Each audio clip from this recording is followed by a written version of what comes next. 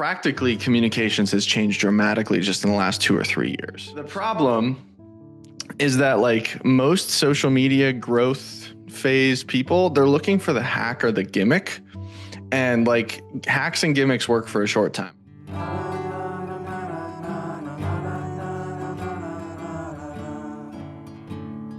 I'm Josiah Kennealy. This is the Young Adults Today podcast. Does marketing matter for churches and young adult ministries? Well, the answer is yes. How do we leverage tools like marketing, email, texting, things like Instagram and TikTok for the glory of God to reach for the benefit of the next generation? Well, today I sit down with Dillon Smith. It's a deep dive conversation, of course, on why young adult ministry is so mission critical right now and how churches can leverage smart marketing, text-based communication, strong lead magnets, and AI to better reach and disciple the next generation. We're so glad to have you join us on the journey for this conversation. Hey, while you're here, please hit that subscribe wherever you're at. It'll allow us to grow as a podcast, to continue to bring you the best guests possible.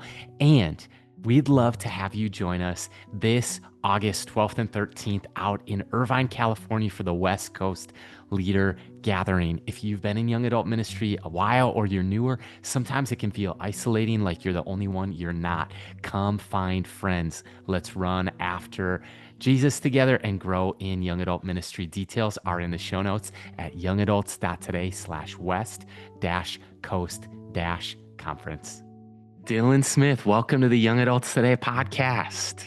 Man, it's an honor to be here. I've been friends with you and following what you guys are doing at Young Adults Today for, 6 years or something like that. It's been a long time. So it's an honor to be here. Hey, this conversation is a long time coming. I would say we chat a fair amount, and Micah's with one of our daughters at a doctor appointment. She's normally co-hosting, but like she knows that when I'm talking with you, Dillon, like there's a different pep in my step. And so that's my hope for the young leader listening, for the pastor listening, for the parent or caring adult listening is, the faith of the next generation is vital.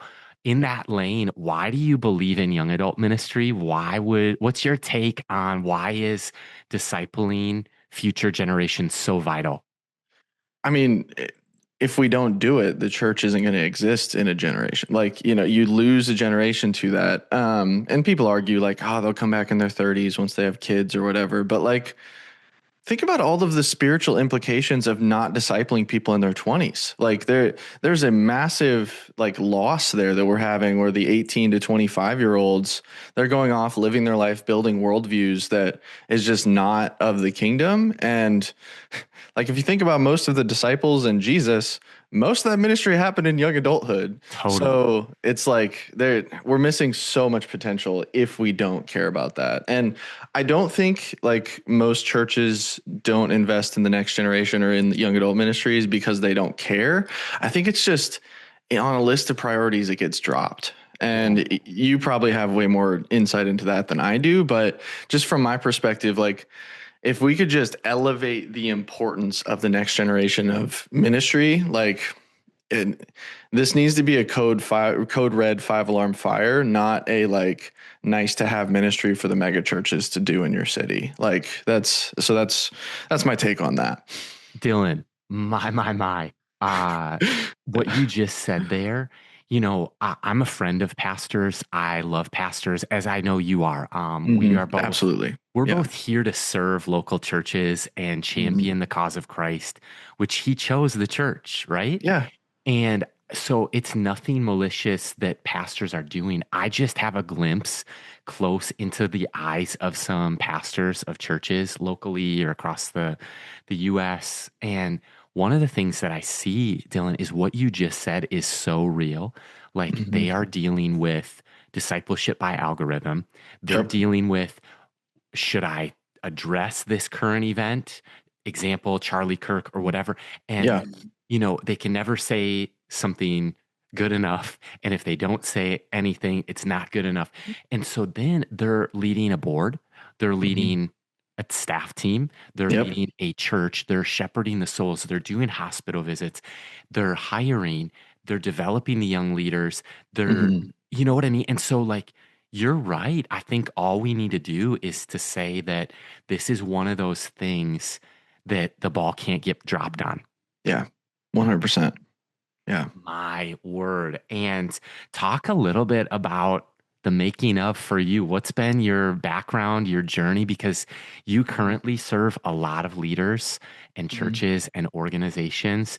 You have a gift for encouraging pastors and helping them in their endeavors, but you've served alongside amazing, dynamic leaders. And Mhm. I can't wait for the leader to hear that who's listening your journey. Yeah, I'll give like the 3 minute version because the 30 minute version is way too boring. But so grew up in Nebraska, went to this place called Nebraska Christian College after I felt a call to ministry in high school, late high school. While I was there, Carey Nieuwhof came and spoke at the college. And like usually when a guest speaker came in, we get like 10 or 15 pastors from the community coming to listen. Well, all of a sudden the room was full with 300 leaders Hmm. at this event that usually has 10. And it's like, oh, there's something different about this guy.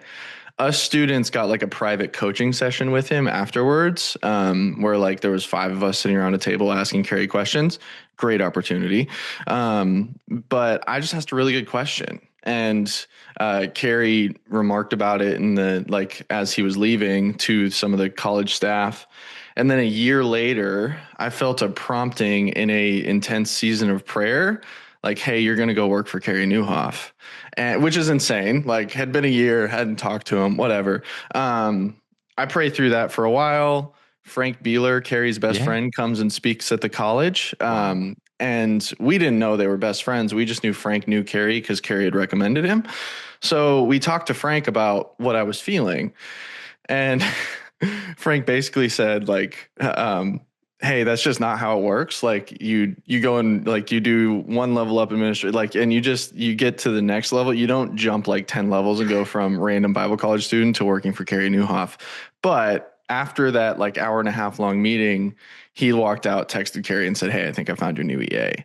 So Frank Beeler, he leads Generis now. He's incredible leader. I owe my whole career to him. Very grateful. Wow. Um, but Wow. yeah, always love to give him a shout out when I Well, can. he was just on the podcast Oh, and great. I know Yeah. he's friends. I didn't know that part of your journey. Hmm. And I look, that's beautiful, man. It's funny, man. It's all connected, right? I actually have a meeting with Generis tomorrow for like how we can all work together. Anyways, help serve pastors better. So yeah, that's great. I love that. Also, if you haven't listened to the Frank Beeler episode, I'm sure it's incredible content because he's just so like wise of a leader, wise beyond his years, even like he always has been. But so it worked for Carey for 4 years, was his EA for the first year, and then became his content manager for 3 and helped write for the blog, helped run the podcast marketing. Like really, Carey taught me everything I know about marketing in that season. Wow. Wow. And he and I just kind of tag teamed it. There was a brief moment in Carey's company history where they were like starting to focus more on business leaders and less on the church. And I was called to the church. So I stepped off and went and joined the Wow. team at Life.Church. I didn't realize what I was signing up for, but I was signing up to lead the marketing for the Craig Groeschel Leadership Podcast and Life.Church Open Network, 2 very small ministries that I'm sure Right. nobody's ever heard of. Right. And so I did that for the last 3.5, 4 years. And now I just like 8 months ago, I stepped off the team. Zero negative. Like I still attend Life.Church, love Life.Church, lead the 10 o'clock usher team at our broadcast campus. Like I totally bought in.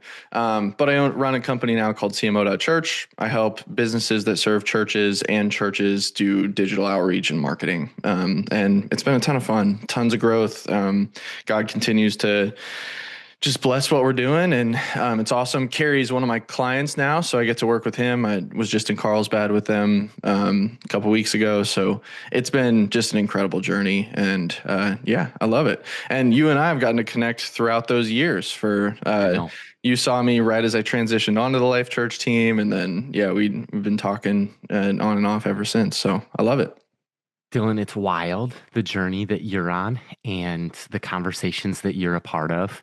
And, I think that for the pastor listening, for the young leader, the young adult pastor, I think part of my heart in this conversation is when I walk away from a conversation with you, there's like a fresh wind, there's a fresh fire, Mm. and there's also like new possibilities that I Yeah. imagine. And there's like maybe a new assignment, like, hey, Mm.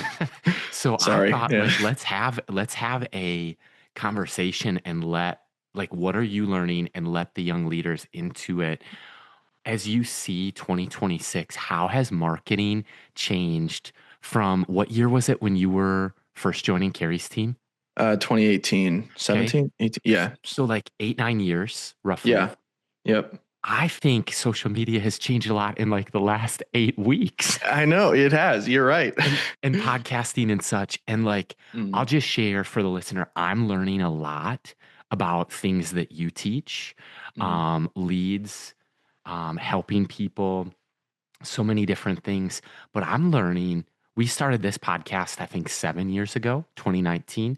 Mhm. And Dillon, I feel like it's 2026 and I'm learning like a rookie and we're just getting started. But from your vantage point for a church, a ministry, a nonprofit, a podcast, how has marketing changed in the last decade or so? So many ways. I'll go philosophical and then practical. So, Mm.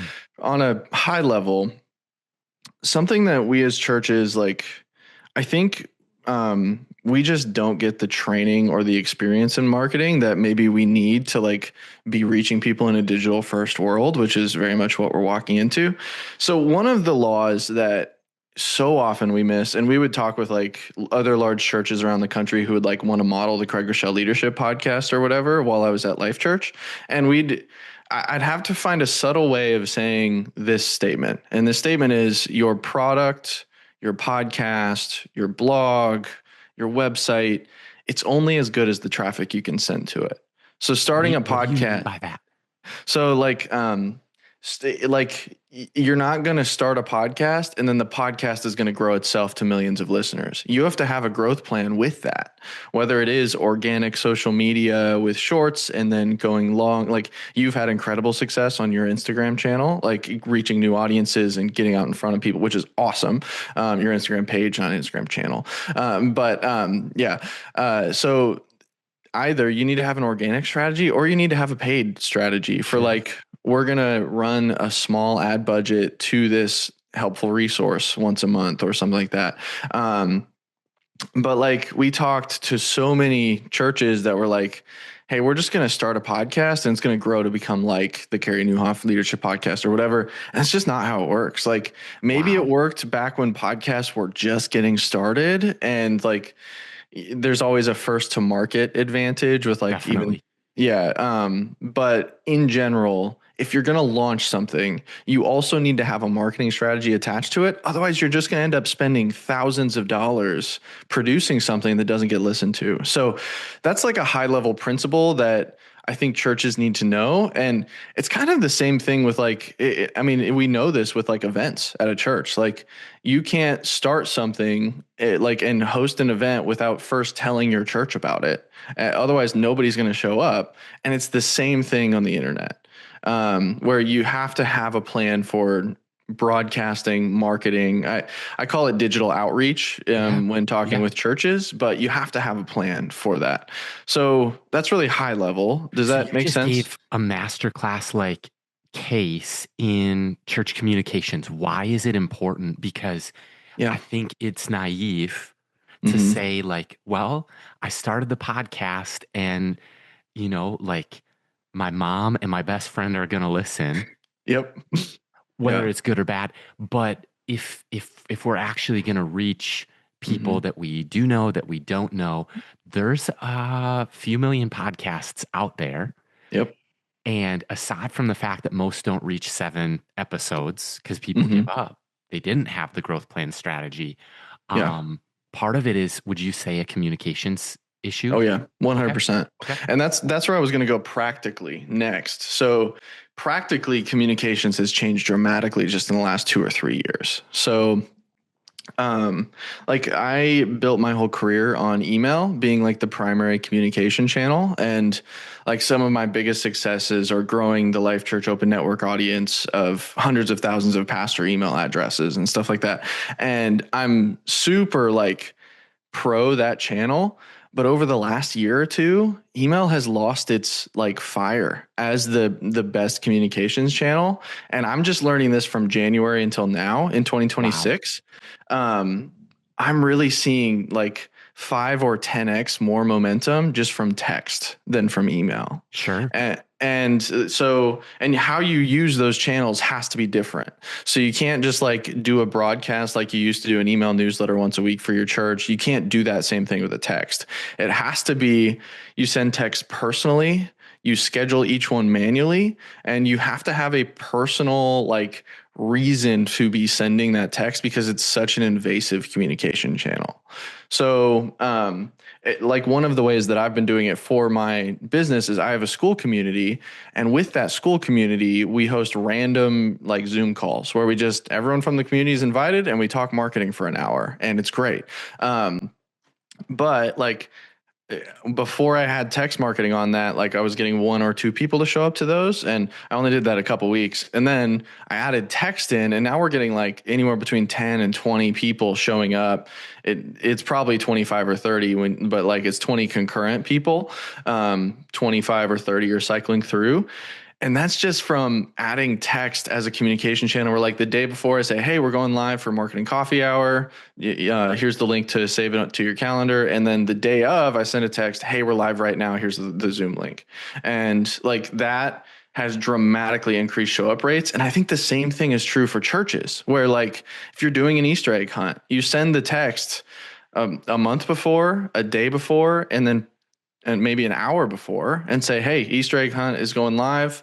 Come on. And what that does, I think in 2026, people are way more impulsive with how they're living their in-person lives. Mm, And what you're doing with the text is you're actually just showing up so that you can interact with that impulsive side of their life. So that's like the largest comms channel shift that I'm seeing right now is all of my clients. I'm rolling out text for Carey's audience. We're doing it across the board, and how we do it has to be different because like there's nothing that I hate more than the Men's Warehouse text that I get every day at 9 a.m. that says like Men's Warehouse, 20% off. And I'm like, I hate this. right. But the text that I get from Walgreens saying my prescription's ready, love that. So Totally. it's like how you use the channel is really important. So yeah. My goodness. My anecdotal observation, Dylan, is say when we started this podcast, it was actually audio only.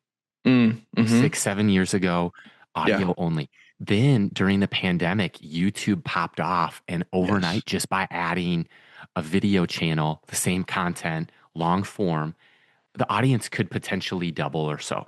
Totally. And Or more. then, Yeah. We right, saw. Yeah. Yeah. then short form clips, kind of like TikTok, YouTube Shorts, Instagram Reels, Yep. really were important. So not only was a good microphone important, then better audio was needed for YouTube, but then higher standard HD clips, Mm-hmm. and learning what is a hook, learning, that not all clips are created equal. That was an important learning from Ron Starling and Amen. others. And then kind of like Andy Stanley repurposes a lot of the same content on purpose. And Yep. so if it was good enough for a podcast, it could be a blog. And if it was good enough for a blog, blogs aren't really a thing anymore. They're Instagram carousels. Yep. And so constantly tweaking. But I think the other thing is just the rise of AI. Mm. And AI is something that I think sometimes people are like overwhelmed by, freaked out by. Either it's the devil or it's like, hey, this is a helpful tool, and maybe it's both. Yeah. But I think that for us, I have some ethical, theological, or even just community standard things that, like we talked with Brady Shear on this show about making sure that for us, we're not looking for AI to create, but Mm. if we're looking to repurpose, example, taking a transcript of this with Otter AI Yep. for a timestamp, or using Opus Clips or Calendly to schedule this conversation. Yep. Or, I mean, there's dozens of other use cases that are really helpful. Hmm. But I guess it could be a can of worms. But I guess the only other thing before we talk AI, Dylan, is like, I remember when you used to, as a podcaster, and Carey and Dave Ramsey and Andy and everyone did this. Um, it was like a picture of you as the podcast host, the graphic The of your podcast, yeah, and the guest. audiograms. Yeah. Yes, and like Audiograms. that was like good enough to gain listeners, viewers, downloads, clicks, Yeah. whatever. Whereas now it's like nobody cares. It's Hmm. got to be a hook. It's got to be what you kind of call a 10 out of 10 lead magnet, Yep. which would be really great to unpack. But I've repositioned myself as, instead of saying, look at me, look at the guest, look at us, it's like, you have a pain point in your church. It's good. You want to start a young adult ministry. Here's how. Yep. And all of a sudden, the difference of like a ghost post versus a viral post is like a repositioning as the guide. Yep. Thoughts on that? 100%. You're totally right. You're growing as a marketer dramatically here, and the listener is as well. So this is good. So I've seen the same thing, and this will apply to all the churches listening. Like when TikTok and all that went big, and short form video really became the platform for social media. Like you could just repurpose clips from your sermon, post them, and they'd go off, like, and they do well. But now everybody's jumped into short form, and the quality of content on short form video has elevated.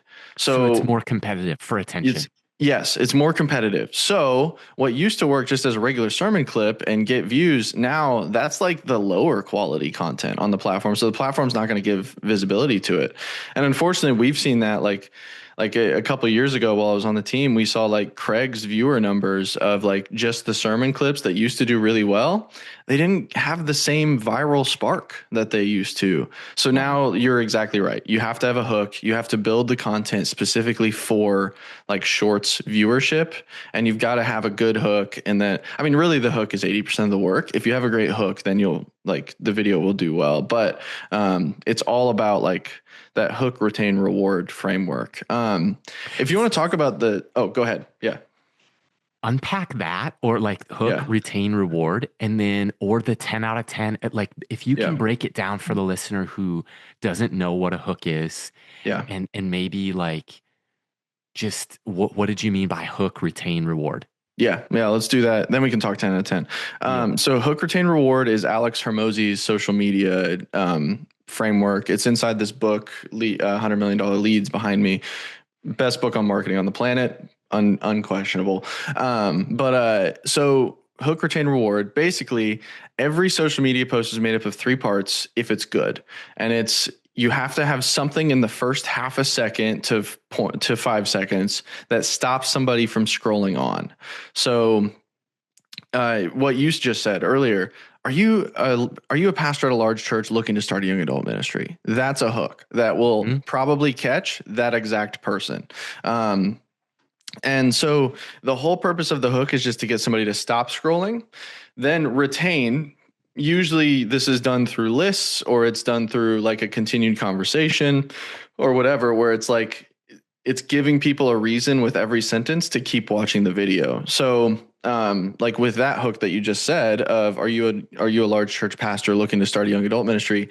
There are three mistakes that every church makes when they go to start one. And it's why most young adult ministries fail. And they are: one, blah, blah, blah, blah; two, blah, blah, blah; three, blah, blah, blah. And so that's the retain portion, where you've given a list of reasons for somebody to stay, and you've started a curiosity loop. And then reward is at the end. Somebody has to have the feeling like, oh, that was worth my time. So like that's the important like thing there. Maybe they'll share it, Yes, repost it, comment on it, totally. engage with it, save it for later for a Yeah. staff meeting. Yeah, and I'm sure you've probably done this better than just about anyone that I've seen on your Instagram carousels, like that just continue to go viral.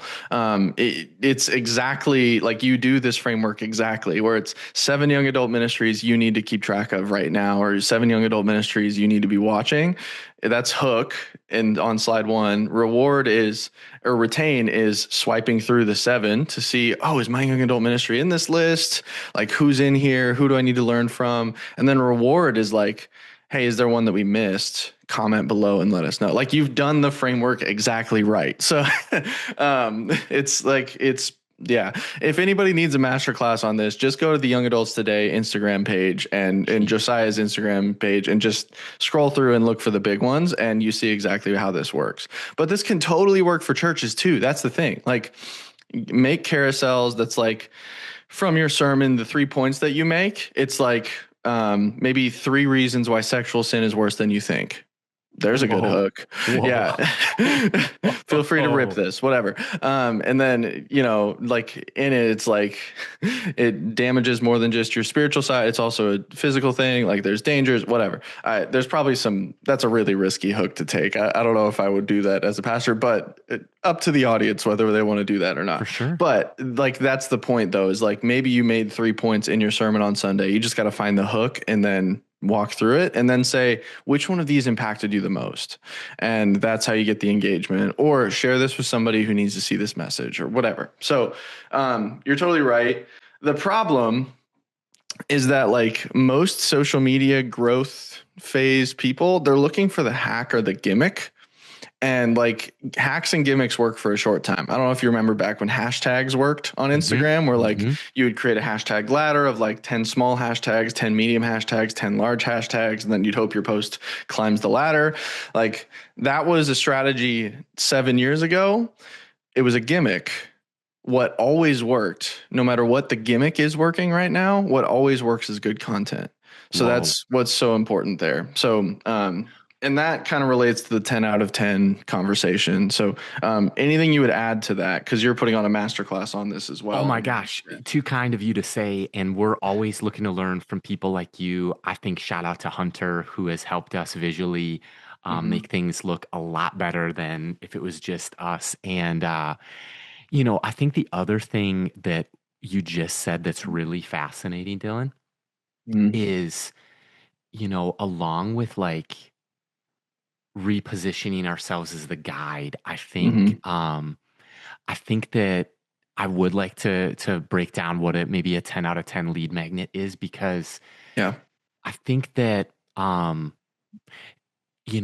I've noticed with social media is like people, my feed used to be you and my cousin and my best friend from college and people from high school. I don't see those posts anymore. It's social media, like people I follow.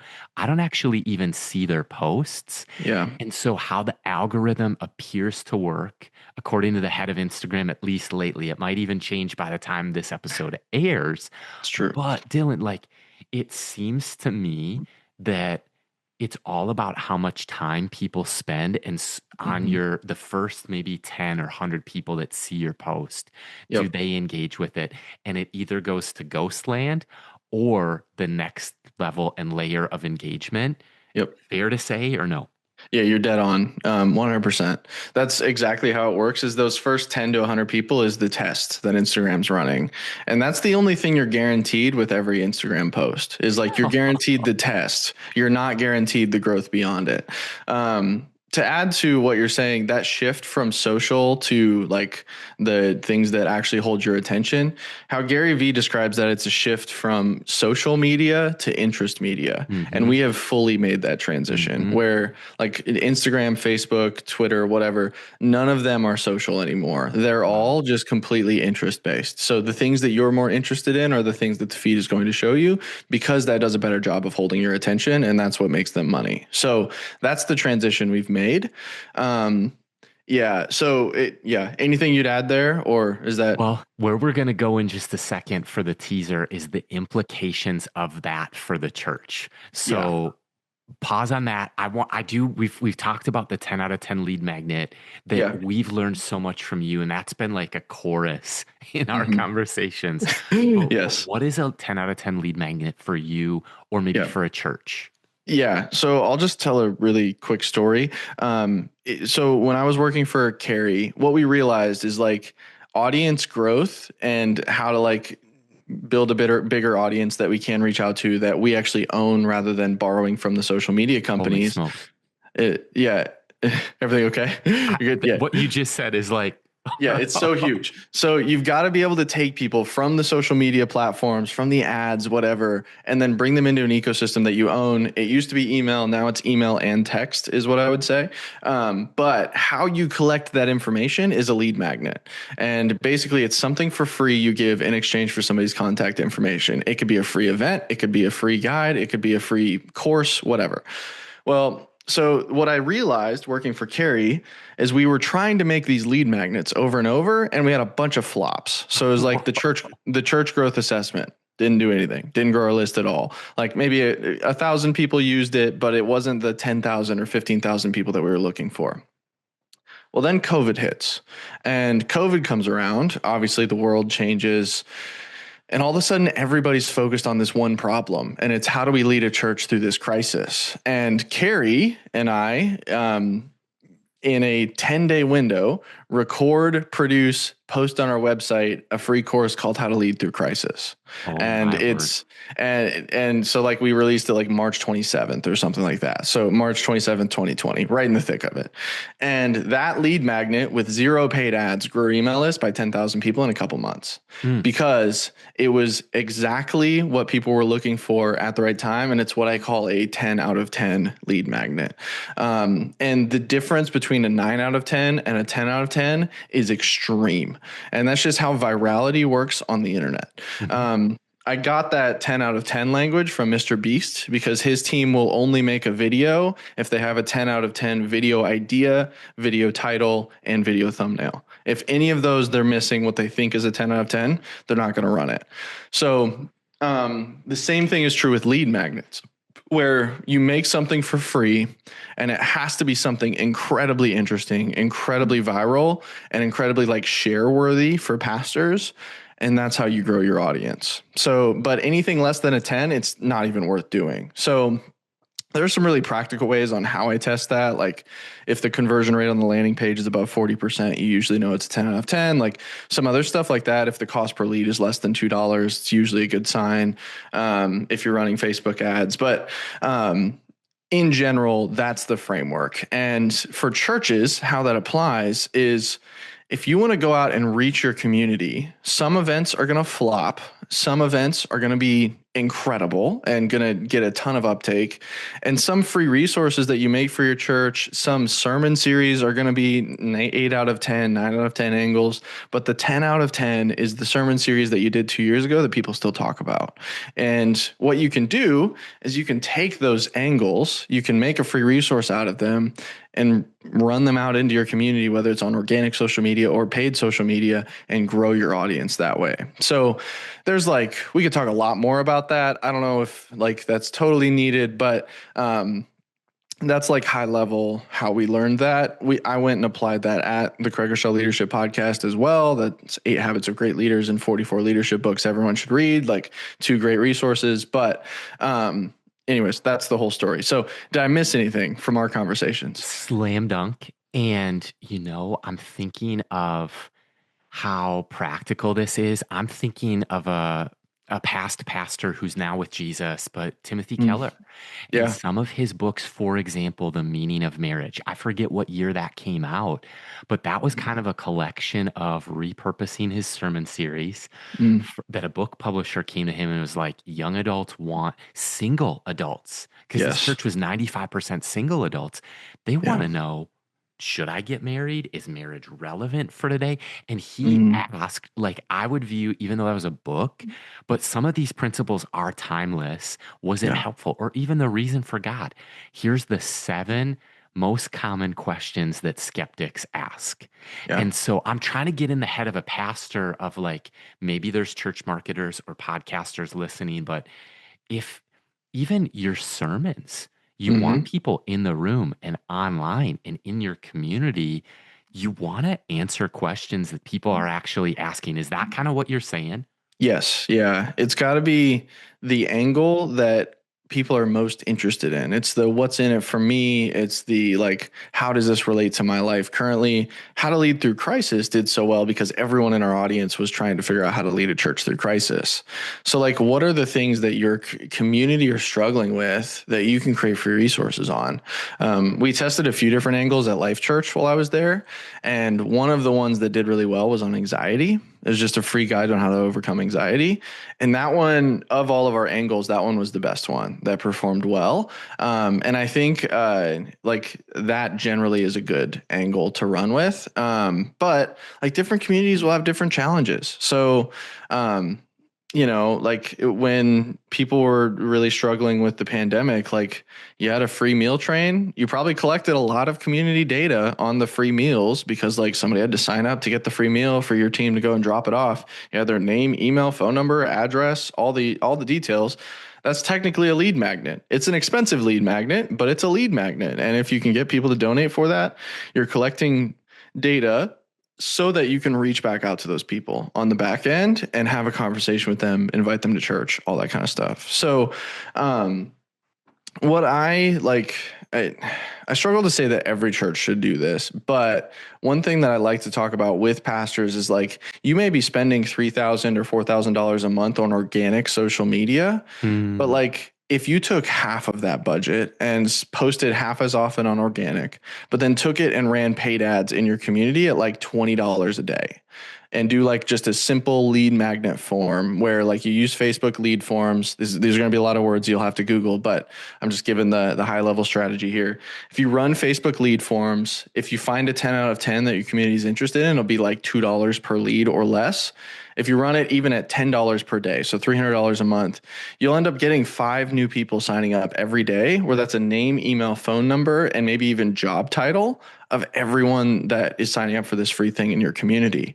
And all of a sudden, your campus teams have phone numbers to be calling of people struggling with anxiety. You have texts that need to be sent, and you can set up auto text messages. Like and you can email all these people free, like just sermon videos on that topic. So you can add value for free on the front end.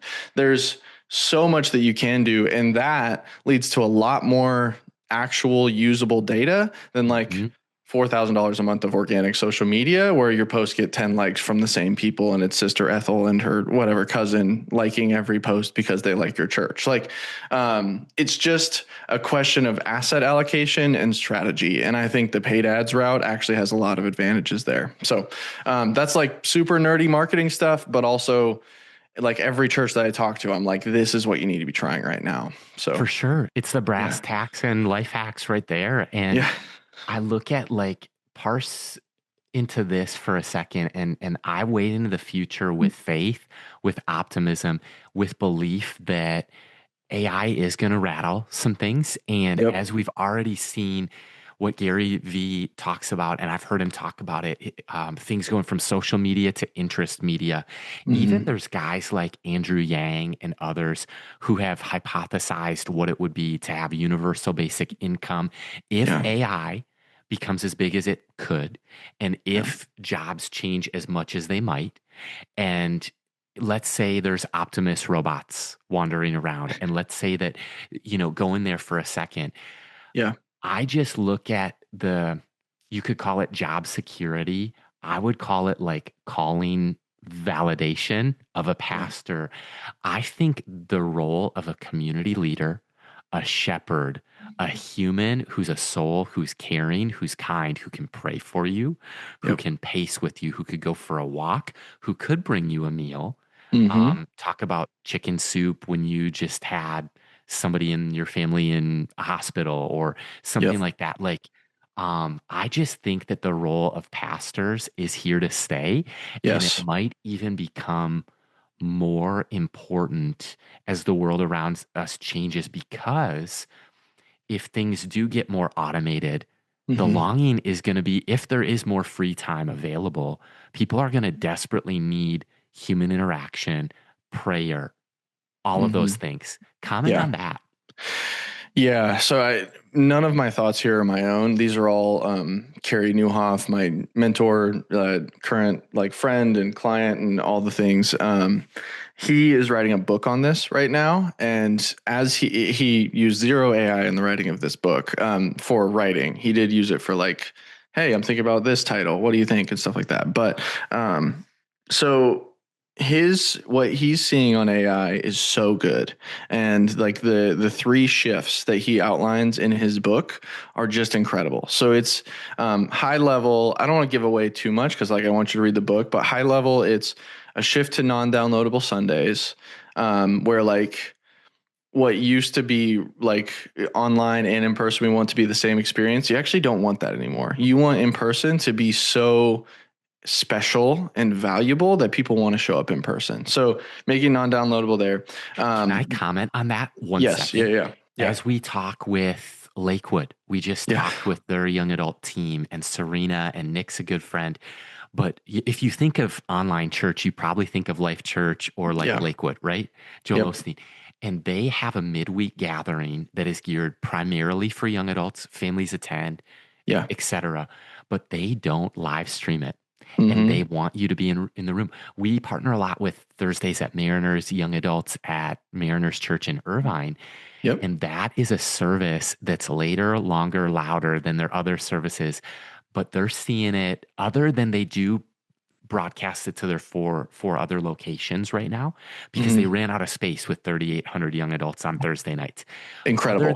Other than sharing it with their four other locations, it's not available online because we Yes. want it. So that's what you're saying. Shift one. Yes. Yeah. Like make it so special that you have to be in the room. And that's not just the service. That's the people around the service. That's what's the lobby vibe like. Is there a coffee truck? Like little stuff like that like makes the experience great. And then also is worship charismatic and in the room and dynamic. And I'm sorry to the Presbyterians, our frozen chosen friends out there. We love you. But like, is the worship so palpable that people don't want to miss it? Like, so that's one shift, like for sure, that we have to talk about. And Carey, in his new book, AI in the Future Church, it's releasing this September. Every pastor should read this thing, like get it, pre-order it, all that stuff. By the time this releases, it should be available for pre-order on Amazon. But so that's shift one. Shift two is you have to build the moat for the financial implications that are going to happen with like AI. I think like when you look at the people who really know AI, they think like 20% job loss is probably what's going to happen, where it's like 20% unemployment. There was just a video from the Fed chair, Jerome Powell, saying that like zero new jobs have been created over the last couple months. Like job growth has completely paused. And I think that that's the sign of like, we're hitting a peak and it's about to start going down. Like just in my own company, there's been 3 or 4 roles where I would have hired somebody, but I just have an AI like agent doing that work now. And I have an auto setter that sets people into sales calls. It's happening in real time. So the financial implication of that is you're going to have some really wealthy people come out of this shift. And like the K-shaped recovery they talked about in the pandemic, it's going to get 10 times worse. And you're going to have a lot of people lose jobs and you're going to have a lot of people become really wealthy. And how you disciple and develop your giving base in your church, you're going to have to be strategic on how you manage the relationships with the extremely wealthy and how you care for the people who lose their jobs. So, and what you're going to have to do is you're going to have to cast a better vision than how we've been doing it, of like, hey, if you've been blessed with this amazing opportunity to like, if you've become really wealthy in this AI shift, we'd love to invite you to care for your brother and sister in this way. And we've got specific funds set up for X, Y, and Z. And as it's true, always been true, vision precedes funding when it comes to churches. So you've got to think about how you fund that. And Carey goes way deeper into that. That's like a 30-second deep dive. And then there's also just the personal and human shift that's going to happen with AI. There's a few different ways that this is going to happen. One of them that I like to talk about, because it's already happening.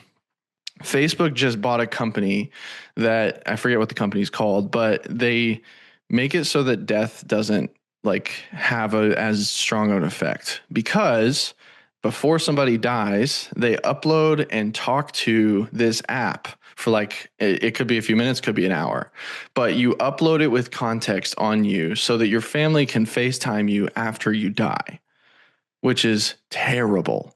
Like, that is the spiritual, theological, mental health implication of that is massive. And it's going to become the norm for people, especially young people.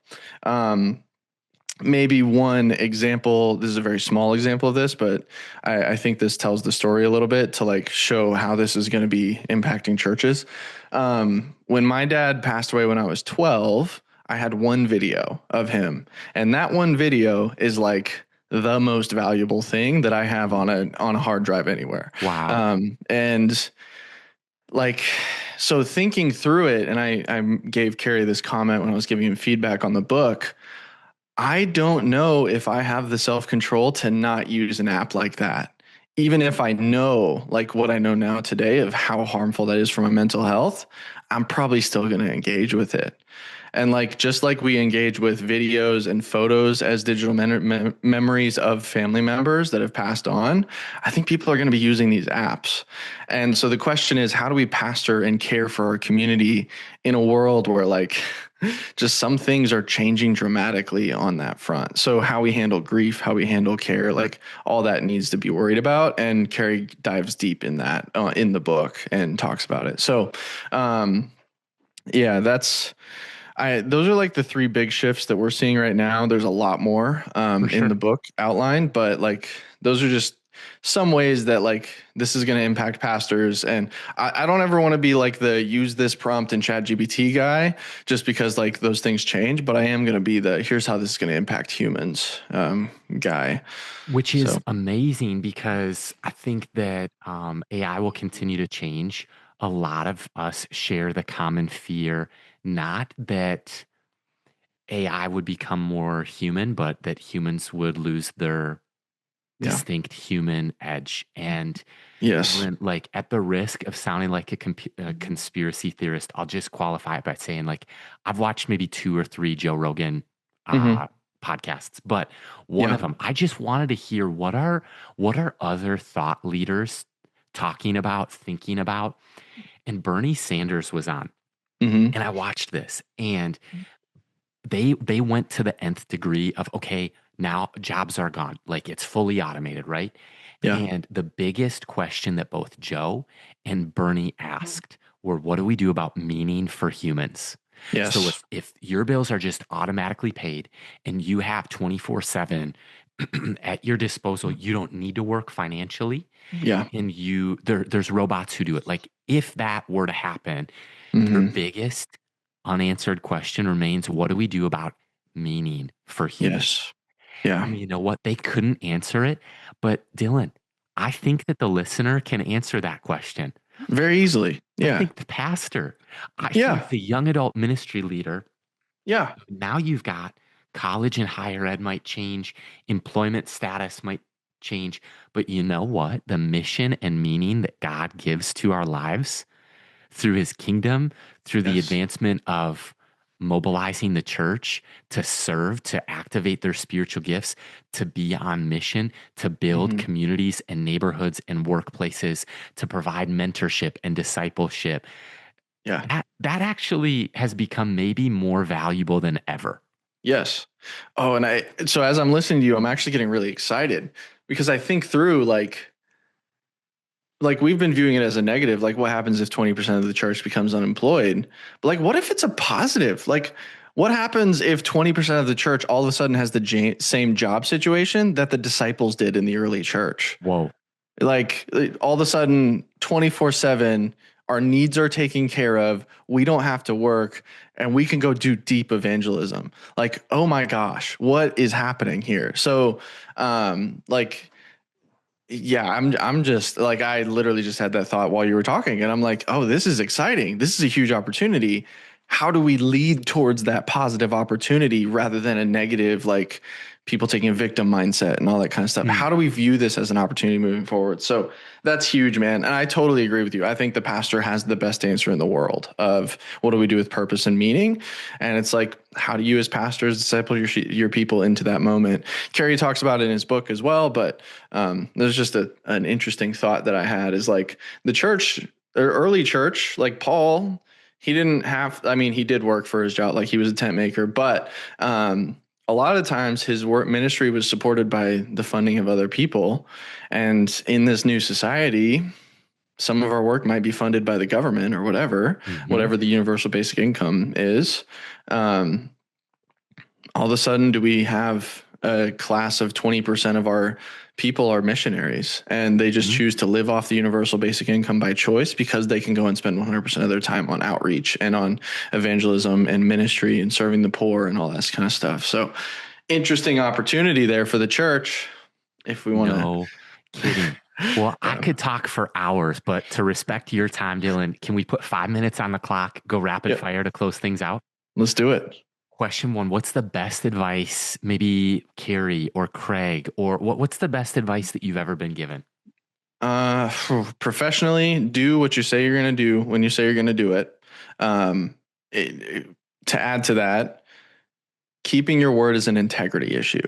Whoa. So if you say, hey, I'll hit that deadline in work and you don't hit that deadline, that's actually a breach in your integrity. It's not just a breach in like, oh, I'm disorganized or whatever. So anyways, that's just a thought there. So that's probably the thing that Carey has repeated to me the most over the years and has had the biggest impact on me. Man, okay. What's a hot take on the church in 2026 that you want to share? Oh gosh, we've probably already shared a few. Yeah, I think, okay, I'll go here because nobody else is going to go here. I have strong political beliefs. I will lead with that. And I'm from Nebraska, so you can probably guess which side of the political spectrum I'm on. Sure. But I believe that leading with politics as your church's primary draw and primary lead is actually against what Jesus prays for in John 17. And the reason why is because John 17 in verse 21, he says, Father, I pray that they are one like you are one, so that the world may know that you're the one that sent me. Unity is the evangelism strategy. Whoa. And so when you're intentionally dividing the church, Republican, Democrat, whatever, you're actually fighting against the very thing that Jesus prayed for in that prayer. So that's a hot take. And I like lots of friends, love them, growing churches that like they're growing because they're one side of the political aisle or the other. And it's happening on both sides. I think both are actually doing harm biblically. And I think we need to start to come back towards the middle. And I'm not saying you don't talk about politics, because I think like things like abortion and all that stuff are important to have a conversation about. Right. But it can't be the draw that the public perception is built on your church of. Like the public perception needs to be unified. So anyways, I'm a big church unity guy. That's my hot take. Well, and it begs the question, and I asked a young adult this who was facing maybe some bullying on their college campus, and it was for putting up certain, posters or whatever, and people were taking them down. And I was like, well, what did the posters say? And it was like a political club, not a Jesus club. It wasn't Jesus that people were mad at, or FCA or, InterVarsity or Crew or something like that. It was a political club. And so I just asked this young adult, I said, okay, so if you could change how students voted on your campus or where they spent eternity, which would be your primary issue? Come on, let's And it was just a question because they get to choose. They get to choose. But for me, I'm going to focus on the mission of Jesus. And rather than trying to change how you vote, I do want to change maybe how you view God. Yes. Yeah. And that seems to be the great commandment and commission. So, okay, if you could ask me one question a day, you get to become the host of Young Adults Today. What do you want to know? I want to know so much about the trends of what you're seeing with Gen Z. Here's what I'll ask you. Please do a full solo episode just on the trends you're seeing in Gen Z right now. So Gen Z and Gen Alpha. So Okay. like if you haven't done one recently, do a 2026 version of like, here are the things that I'm seeing in young adult ministry. Here are specific examples, and here's how you can apply it in your church. Um, Homework and challenge accepted. We just did a survey called the State of Young Adult Ministry 2026, and it's almost complete. It's being in the process of looking Yep. awesome. Yeah. But bro, to share one thing, 75% of young adult pastors said that Whoa. community and friendship is why people are coming to their young adult ministry and coming back. The Yep. only other thing that I'll share, because we can do a full episode on it, Yeah. is 95% of young adult ministries are still emerging. Yeah. Only 5% are established. Yes. It's so So true. Yeah. it's the time is now, my friends. Okay, if you could It's good. share insight with a 22-year-old Dillon Smith or 22-year-old young adult ministry leader, what would be the one thing that you would hope for them? I'm going to be brutal to Dylan because he needed this. As a Enneagram 3, Yeah. and any other people listening that are Enneagram 3s, this may apply to you. Don't focus on building the kingdom of me. Like stop doing that. And how I did that was I spent a year reading this book called The Second Mountain. And basically it just ripped apart all of that prideful, worldly, Western, I need to go build the impressive thing, do the thing, like climb, ascend, achieve, all that stuff. Like I really the thought, like, I want to be the next Carey Nieuwhof. Insane. Like, stop having that thought, stop fueling that. You can't stop having it because it's part of how you're wired, but stop fueling it and start building towards that. What you need to do is focus on the communities, the people that you can focus on serving.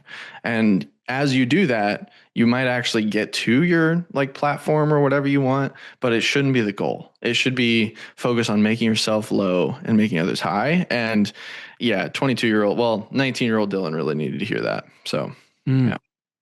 Oh my word.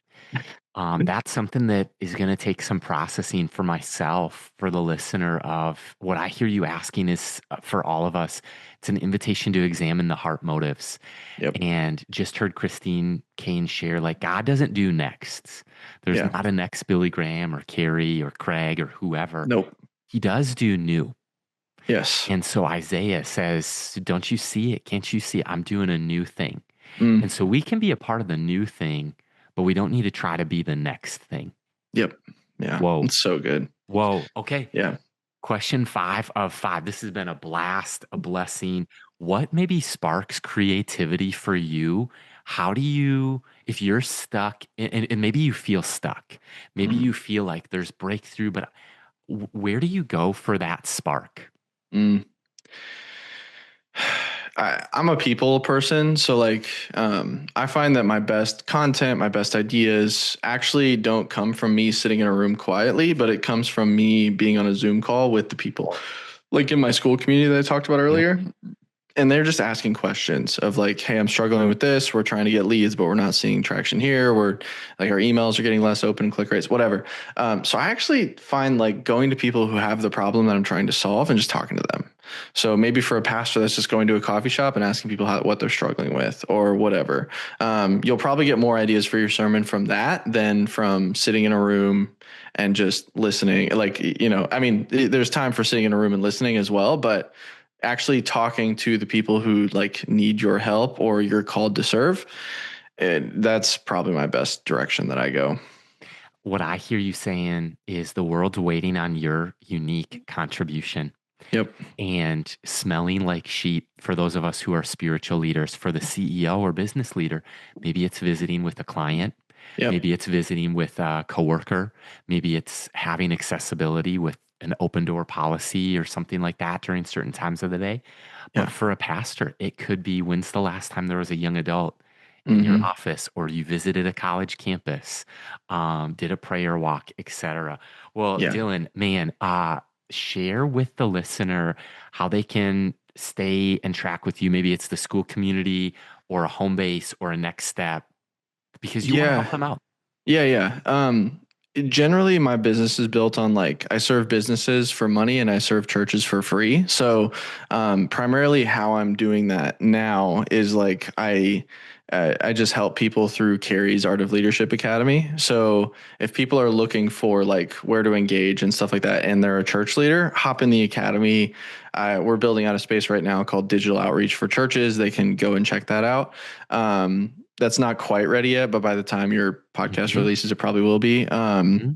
Otherwise, man, I mean, I'm on all the socials and stuff like that. CMO.Church is the website if they have questions. Again, my calendar's usually open. So if you like have questions or whatever, if you're a church like thinking about that, like, hey, we're spending $4,000 on organic, but zero on paid ads. How do we get that started? Like, just grab some time on my calendar. It's on my website. So, yeah, I'm glad to help how I can. We'll link it in the show notes. Dylan, man, I acknowledge you for the way you show up in my life, in the world, and in the church and leadership space. Really pumped about this conversation and the others that will be impacted by it. Thanks, man. Yeah, thank you. What's up, guys? It's Josiah Kennealy calling all young adult ministry leaders. Want to invite you August 12th and 13th right here to sunny Southern California. We're at Mariners Church for the Young Adults Today West Coast Leader Gathering. It's going to be 2 days jam-packed of relationships, community, times to gather together, share ideas, have roundtable discussions, share meals together. We're actually going to get to visit Thursdays at Mariners, which is a special young adult ministry. It's their weekend gathering with thousands of young adults right here on a Thursday night. That's part of the gathering. And so sign up, bring your team, and I can't wait to see you in Southern California in August in person. See you, fam.